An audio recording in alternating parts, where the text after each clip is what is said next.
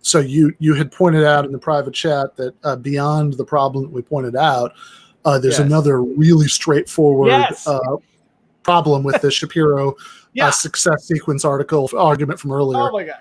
This drives me up the wall, Shapiro, with this success sequence, right? Because he says, oh, well, all you have to do is graduate high school, get married, have a job, and you won't be poor. And as you pointed out, well, technically, if you have a full-time job, you are not poor because a minimum wage full-time job pays more than the poverty line, right? So forget. Right.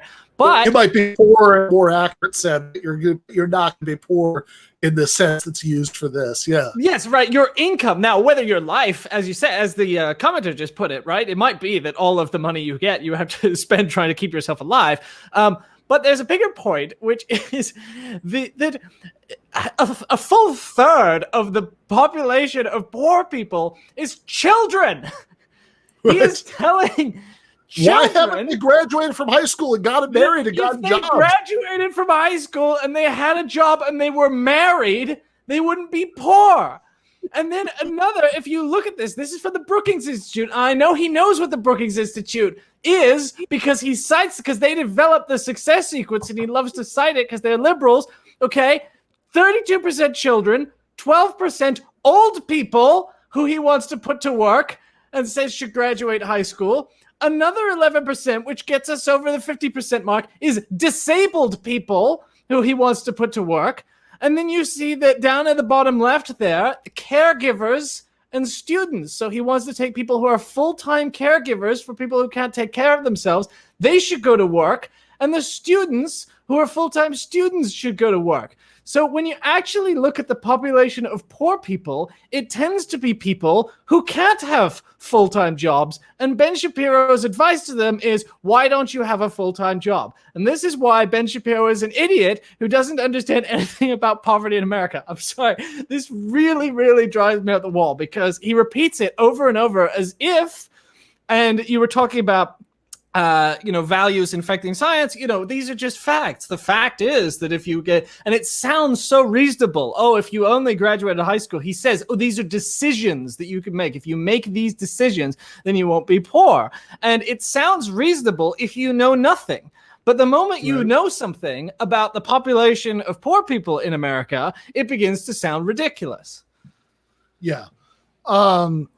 I mean, it kind of reminds me of, my wife likes, ESPN much more than I do. I mean, I enjoy watching an occasional hockey game and whatnot, but she's much more into it. And when we first got together, there was this ESPN show that she watched, so I ended up watching a lot of it, called Numbers Never Lie. And the format of the show is that the co-host would have an argument about some sports question of the week, and then they would trot out some statistic at the end that would supposedly solve it because numbers never lie. And this drove me crazy in a way she probably found kind of annoying that I went on about, because of course numbers can mislead like crazy. You're picking one statistic to use to treat as if it solved the argument, but of course as the success sequence example shows, right? It could very well be that there are three other numbers that if you had chosen to mention them at the end of the segment would have complicated the impression. It could be that in the way that Cale was talking about, that you have to have underlying priorities to decide which data to look at, in the first place. I just love that implicitly Ben Shapiro's solution to child poverty is child labor and child marriage, because I can't think of anything else based on what he said, right? I mean, he when he's asked about poverty, when he talks about poverty, this is what he discusses as the solution, is labor and marriage. And and he has all this stuff where he goes, well, if you work in America, you'll be fine. And it's okay, are we applying that to everyone? I don't know if he has another solution. I think he just doesn't. I mean, he hasn't thought about it. We know he hasn't thought about it. Yeah, no.